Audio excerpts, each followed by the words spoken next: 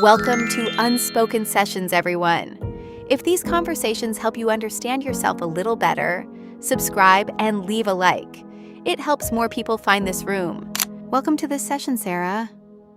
You mentioned something happened recently. Do you want to start there?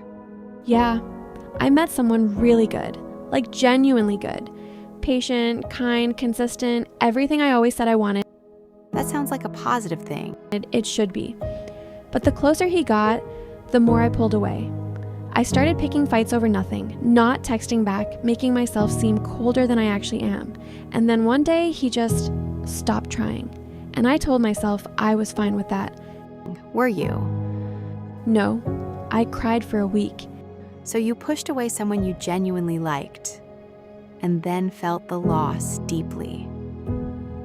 How long has this pattern been going on? Every relationship I've had, the moment someone actually shows up for me consistently, something in me just runs. That's not random, Sara. That's a response. Your nervous system learned somewhere that closeness is dangerous. Can I ask, was love in your home growing up something that felt safe and consistent, or did it come and go? My dad was amazing when he was present, but he traveled a lot, and when he left, it felt like, I don't know, like the warmth just switched off. So love for you was always followed by absence, by that warmth switching off. I never connected those two things before. Most people don't, but your brain did.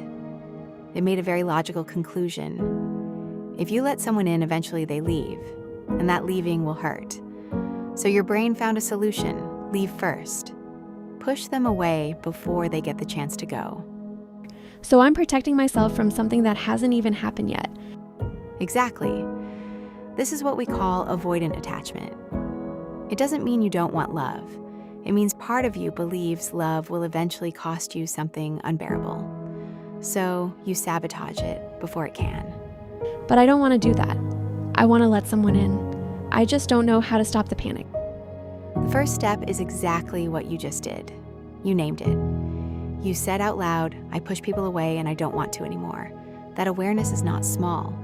Most people spend their whole lives running without ever stopping to ask why.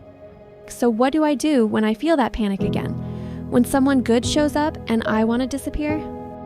You pause and you ask yourself one question. Is this person actually hurting me right now? Or is my past speaking louder than my present? That's a really different way to think about it.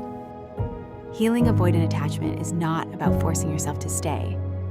It's about slowly teaching your nervous system that not every person who gets close will leave. That safety is possible, that you are allowed to be loved without bracing for the loss. I don't think anyone has ever said that to me before. Then let it land.